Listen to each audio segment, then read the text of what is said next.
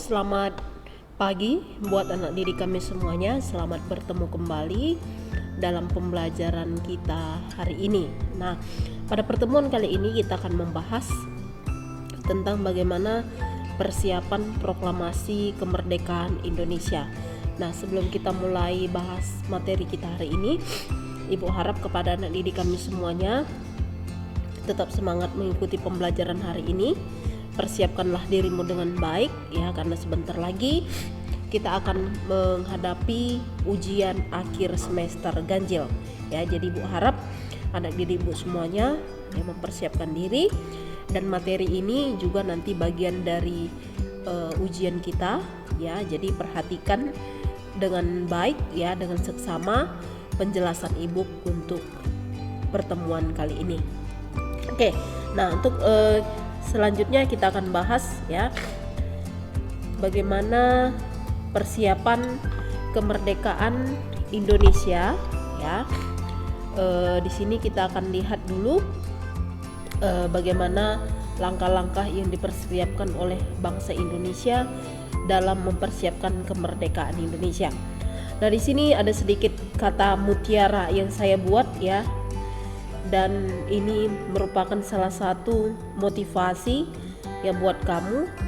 Bermimpilah setinggi langit, jika engkau jatuh, engkau akan jatuh di antara bintang-bintang. Ya, nah ini adalah salah satu kata bijak atau motivasi dari sang proklamator kita, yaitu Bapak Soekarno-Hatta ya, Bapak Insinyur Soekarno. Oke, nah dalam pertemuan ini sebelum kita lanjut, kita akan lihat dulu bagaimana kompetensi dasar dan tujuan pembelajaran kita pada pertemuan ini. Yang pertama, dari 3.7 menganalisis peristiwa proklamasi kemerdekaan dan maknanya bagi kehidupan sosial, budaya, ekonomi, politik, dan pendidikan bangsa Indonesia. Sesuai dengan topik pembelajaran kita ya, yaitu persiapan kemerdekaan Indonesia, maka tujuan pembelajaran kita yang pertama, kamu dapat menganalisis ya persiapan kemerdekaan Indonesia pada masa pendudukan Jepang. Kemudian yang kedua, kamu dapat menganalisis latar belakang proses pembentukan BPUPKI ya, serta nanti PPKI ya. Nah, inilah tujuan pembelajaran kita yang akan kita bahas pada pertemuan kali ini. Oke, nah yang pertama kita akan lihat di sini bagaimana persiapan kemerdekaan Indonesia pada masa pendudukan Jepang ya. Nah, di sini kita akan lihat dulu bagaimana kronologi ya, dimulai dari tahun 1944 ya, di mana tahun 1944 ini kedudukan Jepang dalam perang Asia Pasifik ya itu semakin sulit ya. Kenapa semakin sulit? Karena terjadinya pemboman kota Hiroshima dan Nagasaki. Yang kedua, garis pertahanannya dapat ditembus oleh pasukan sekutu. Maksudnya di sini garis pertahanannya ini adalah garis pertahanan Jepang. Oke. Nah, kedudukan strategis Jepang di Indonesia mengalami kerusakan akibat pemboman yang dilakukan oleh pasukan sekutu. Yang keempat, oleh sebab itu ya, Jepang menerapkan kebijakan-kebijakan baru ya. Jadi karena tadi Jepang sudah semakin sulit di perang Asia Pasifik ya, atau semakin tersudutkan. Kemudian benteng pertahanannya juga dapat ditembus oleh pasukan sekutu. Kemudian kedudukan strategis Jepang di Indonesia itu mengalami kerusakan akibat pemboman. Maka ya, Jepang berusaha menarik simpati masyarakat Indonesia, yaitu dengan memberikan ya kebijakan atau menerapkan kebijakan baru, yaitu dengan memberikan sebuah janji ya, memberikan sebuah janji kemerdekaan kepada bangsa Indonesia. Nah, di mana kebijakan-kebijakan baru tersebut memberi peluang bagi usaha-usaha persiapan kemerdekaan di daerah yang telah didudukinya ya. Jadi tadi karena daerah strategis Jepang itu mulai rusak atau mulai sempit, maka itu kesempatan bagi masyarakat Indonesia atau rakyat Indonesia untuk segera memproklamasikan kemerdekaannya ya.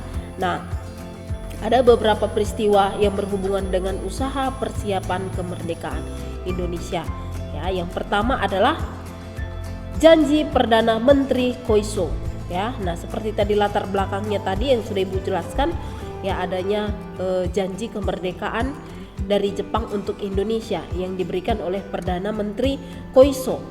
Nah, janji Koiso adalah salah satu konsep dalam topik mengenai pendudukan Jepang di Indonesia dan proklamasi kemerdekaan Indonesia. Janji Koiso adalah pernyataan politik ya yang ingin memberikan kemerdekaan bagi bangsa Indonesia dari Jepang. Yang ketiga, janji Koiso dilaksanakan pada tanggal 7 September 1944 yang dikemukakan di depan sidang Teikoku Ginkai, ya ini bahasa Jepangnya, atau kalau bahasa Indonesianya disebut juga dengan Parlemen Jepang. Ya. Nah, apa tujuannya? Ya, seperti yang Ibu katakan tadi, bahwa agar rakyat Indonesia tidak mengadakan perlawanan terhadap Jepang, ya, agar masyarakat Indonesia ini tetap terbuai dengan janji-janji Jepang, ya janji-janji kemerdekaan yang diberikan oleh Jepang, ya.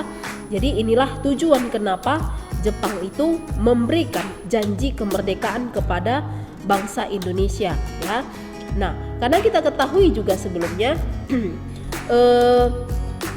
janji kemerdekaan ya yang diberikan oleh pemerintahan Jepang ini sangat mengulur waktu, ya, mengulur waktu. Bahkan Jepang mengatakan pemberian kemerdekaan itu setelah tanggal 17 Agustus, ya. Jadi, nah dengan keadaan seperti itu maka para pemuda atau masyarakat Indonesia pada saat itu ingin ya segera memproklamasikan kemerdekaan bangsa Indonesia, ya, agar kita semua terbebas dari yang namanya pengaruh Jepang, ya, karena mungkin Jepang di sini sudah mengetahui bahwa Indonesia juga telah mempersiapkan kemerdekaannya, ya, maka Jepang juga memberikan kesempatan atau memberikan janji kemerdekaan kepada bangsa Indonesia. Oke, nah inilah peristiwa yang pertama. Lalu yang kedua, pembentukan BPU PKI, ya. Nah, kita ketahui BPU PKI itu adalah Badan Penyelidik Usaha Persiapan Kemerdekaan Indonesia. Nah, awal tahun 1944, benteng pertahanan pasukan Jepang di Pulau Saipan, Papua Nugini, serta di Makassar dan Manado, Surabaya juga ya berhasil dikuasai oleh sekutu. Nah, ini adalah benteng-benteng pertahanan Jepang ya yang mungkin bisa dikatakan bahwa daerah-daerah ini yang bisa dikatakan sebagai markas pemerintahan Jepang.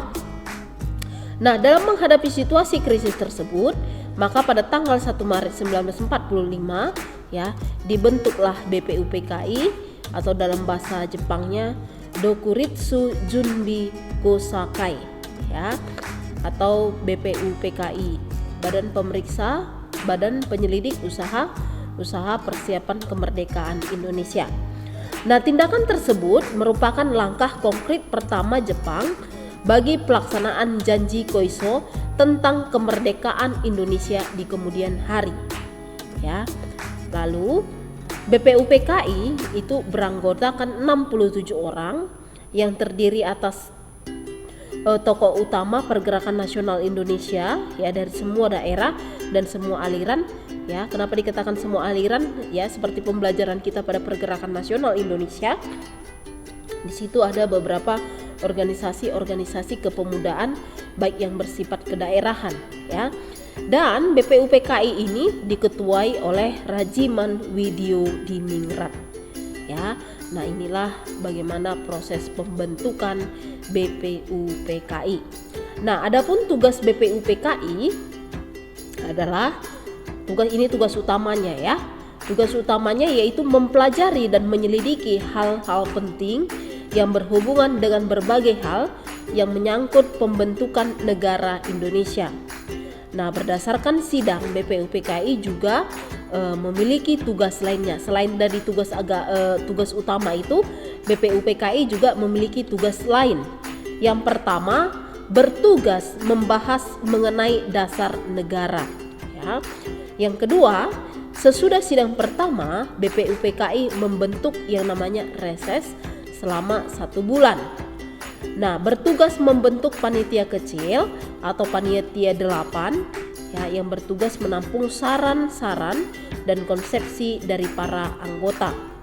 Kemudian yang keempat, bertugas untuk membantu panitia 9 bersama panitia kecil, serta panitia 9 ya ketika mengadakan pertemuan atau rapat itu menghasilkan yang namanya Piagam Jakarta atau Jakarta Charter.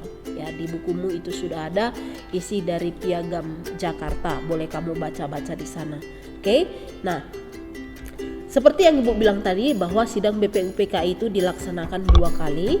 Yang pertama itu adalah ya, sidang tersebut dilaksanakan di gedung Chow Sangi di Jalan Chow Sangi In di Jalan Penjambon nomor 6 Jakarta ya.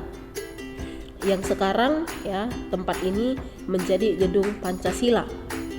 Kemudian sidang diawali pada tanggal 29 Mei 1945 dengan tema dasar negara, yaitu menentukan dasar negara. Dan pada hari itu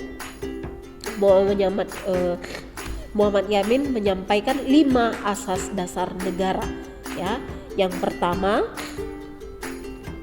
peri kebangsaan, yang kedua, kemanusiaan, yang ketiga, ketuhanan, yang keempat, kerakyatan, dan yang kelima, kesejahteraan rakyat atau keadilan sosial. Inilah hasil sidang BPUPKI yang pertama. Lalu yang kedua dilaksanakan tanggal 31 Mei 1945 di mana Supomo memberikan usulan 5 asas.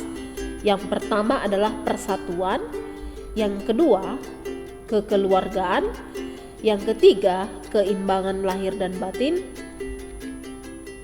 yang keempat musyawarah, yang kelima keadilan rakyat, dan yang terakhir itu adalah Soekarno juga mengusulkan ada 5 asas ya, yang saat ini disebut juga sebagai Pancasila ya, di tanggal 1 Juni 1945. Maka tanggal 1 Juni itu ditetapkan sebagai Hari Kesaktian Pancasila. Nah, asas yang pertama dikemukakan oleh Soekarno adalah kebangsaan Indonesia, internasionalisme atau peri kemanusiaan, mufakat atau demokrasi, kesejahteraan sosial, dan yang terakhir adalah ketuhanan yang Maha Esa ya. Nah, inilah hasil sidang dari BPUPKI ya, dimana yang pertama sekali itu adalah untuk menentukan dasar negara ya. Nah, inilah materi kita untuk persiapan kemerdekaan Indonesia. Ibu harap anak didik kami sudah paham. Kalau ada yang kurang paham, boleh nanti kamu tanyakan langsung sama ibu ya, di Google Classroom atau di grup WA kita ya, kamu tanyakan bagi kamu yang kurang paham ya. Nah, untuk itu ya, ibu akan berikan tugas kepada kamu ya mengenai topik kita hari ini di Google Classroom. Ibu harap kamu kerjakan dengan baik ya, dan persiapkan dirimu juga untuk ujian. Jangan lupa jaga kesehatanmu dan persiapkanlah dengan baik. Oke? Nah, terima kasih. Sampai jumpa dan selamat pagi. Bye.